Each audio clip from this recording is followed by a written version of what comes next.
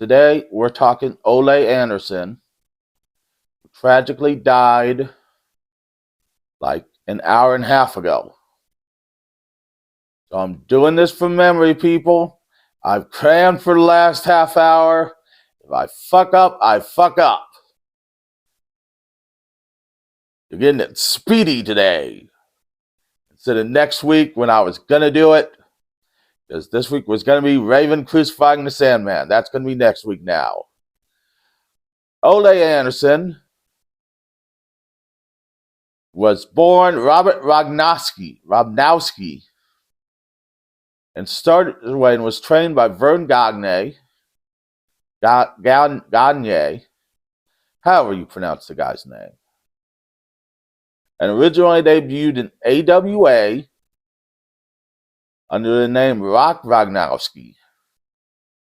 He then went to Jim Crockett Promotions, where he teamed with, where Lars Anderson was leaving the Minnesota Wrecking Crew, so they gave him the name Ole Anderson and teamed him with Gene Anderson, and he became part of the Minnesota Wrecking Crew.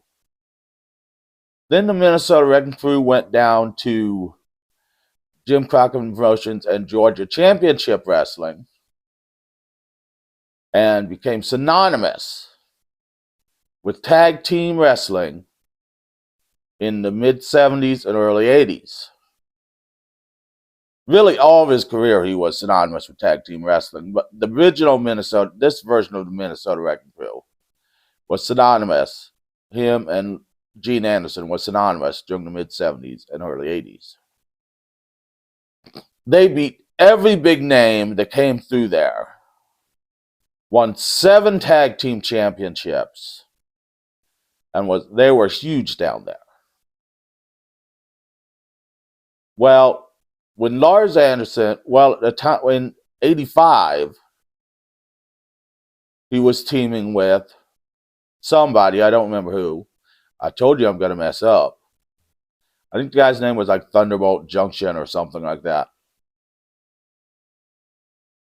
And he noticed that this new kid named Marty Lund looked like him.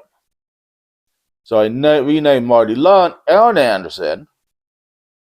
And he turned on the kid he was teaming with. And Arn Anderson and Ole Anderson reformed the Minnesota Wrecking Crew. And then '86 came about one of the greatest things in wrestling history.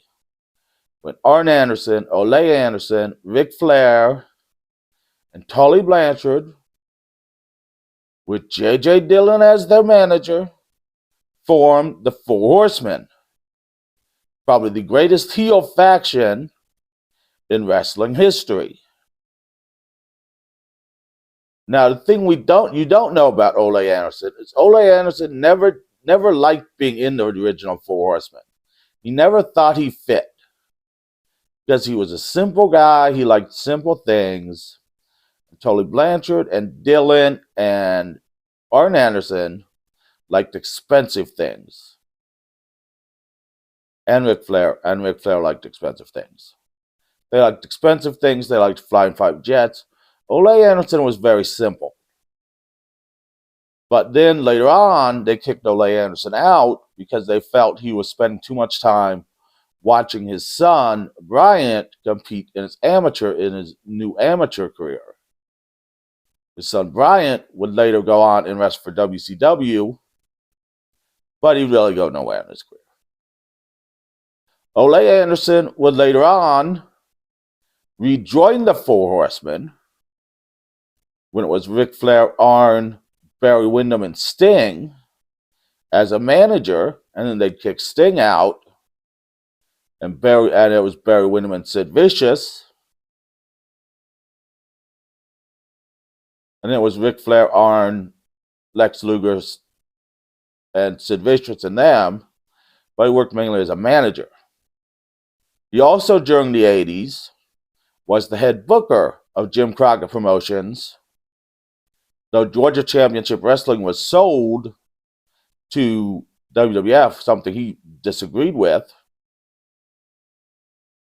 Jim Crockett Promotions teamed with this other promotion to start Championship Wrestling out of Georgia, which later became WCW.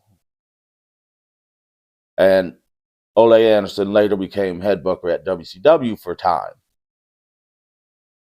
Now, while he was head booker at WCW was when Flair went to WWF and then lost that Loser Leaves Town match in WWF and had to come and came back to WCW.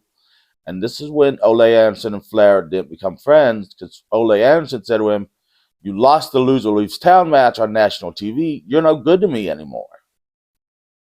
So they weren't friends anymore. And Ole Anderson had a bunch of problems with a bunch of other people.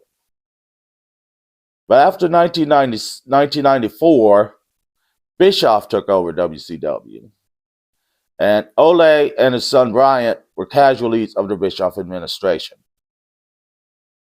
So they went to Smoky Mountain Wrestling, and then in 96, Ole Anderson retired. And he wrote a book, which I can't remember the name of, but did write a book that talked about his wrestling career and how corporations destroyed the wrestling business. Highly recommend looking up that book. I might look up that book here in a minute, see if I can find it for cheap on eBay.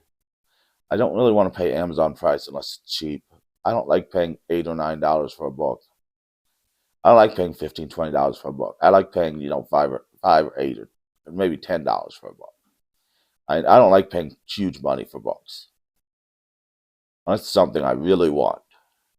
Then again, I don't like paying huge money for anything. Maybe I'm part Jewish. Way I should have said that, but I did.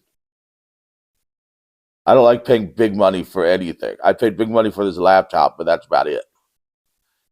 I think I paid $100 to replace my PlayStation 4, and that was because that's cheap as I could get it. But yeah. He had some health issues here in recent years, and tragically he died. He held over 40 tag team championships in his lifetime with various partners. He only had like 1 or 2 singles championships. He was a master of tag team wrestling, and he will truly be missed. I'd give a 10-bell salute, but I don't have a bell anywhere on me. I could have put it on a computer, I suppose. Because the computer powers the lights. Because they're USB lights. Didn't think of that. Maybe next time someone dies, I will.